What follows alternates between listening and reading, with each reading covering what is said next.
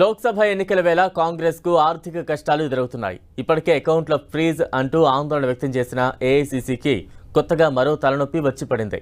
ఈసారి భారీ ఐటీ నోటీసులు కలవరపెడుతున్నాయి. బీజేపీ కావాలనే తమను ఇబ్బంది పెడుతోందని మండిపడుతోంది హస్తం పార్టీ. కాంగ్రెస్ పార్టీకి షాక్ల మీద షాక్లు తగులుతున్నాయి. అకౌంట్ల ఫ్రీజ్ ఇష్యూ మరవక ముందే ఇప్పుడు ఐటీ శాఖ ఇచ్చిన నోటీసులు ఆ పార్టీని ఆందోళనకు గురి చేస్తున్నాయి. ఆదాయ పన్ను శాఖ 1823 కోట్ల బకాయి పన్ను రికవరీ కోసం కాంగ్రెస్ కు నోటీసులు ఇచ్చింది. 2017-18 నుంచి 2020-21 అసెస్మెంట్ సంవత్సరాలకు సంబంధించి పెనాల్టీ, వడ్డీని కలిపి పన్ను రికవరీ చేయాల్సి ఉందని నోటీసులో మెన్షన్ చేసింది ఐటీ శాఖ.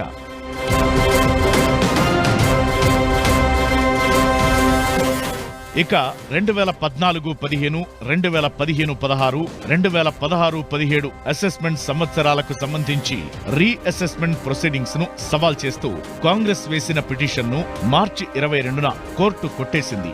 ఈ రీఅసెస్మెంట్ కు సంబంధించి ఇప్పటికే కాంగ్రెస్ పార్టీ బ్యాంక్ అకౌంట్ల నుంచి 135 కోట్లను ఐటీ విభాగం రికవరీ చేసింది. అయితే బీజేపీ ట్యాక్స్ టెర్రరిజం పాలిటిక్స్ చేస్తోందని మండిపడుతోంది కాంగ్రెస్. ఎన్నికలకు ముందు తమను ఆర్థికంగా కుంగదీసేందుకే బీజేపీ ఇలాంటి కుట్రలు చేస్తోందని, ఆదాయ పన్ను చట్టాలను తీవ్రంగా ఉల్లంఘిస్తోందని ఆరోపిస్తున్నారు ఏఐసీసీ లీడర్లు. బీజేపీ కూడా 4600 కోట్లకు పైగా పన్ను కట్టాల్సి ఉందనేది వారి మాట. ठेका लो चंदा दो यानी कि पोस्ट पेड घूस, तीसरा रास्ता था हफ्ता वसूली यानी कि ईडी, सीबीआई और इनकम टैक्स की धमकी दो और कंपनियों से चंदा लो. भारतीय जनता पार्टी ने करीब 8250 करोड़ रुपया चंदा इकट्ठा किया है.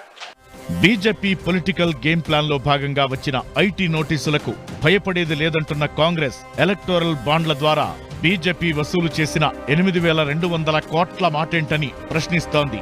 కాంగ్రెస్ ను ఆర్థికంగా కుంగదీసేందుకు చేసే ప్రయత్నాలను వచ్చే ఎన్నికల్లో జనమే తిప్పికొడతారని అంటున్నారు.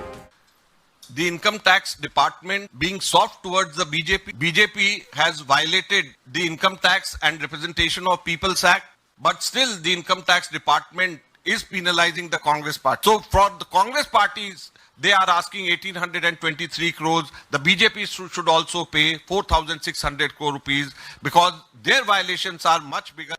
మరోవైపు ఆదాయ పన్ను శాఖ డిమాండ్లపై సుప్రీంకోర్టులో పిటిషన్ వేసేందుకు రెడీ అవుతోంది కాంగ్రెస్.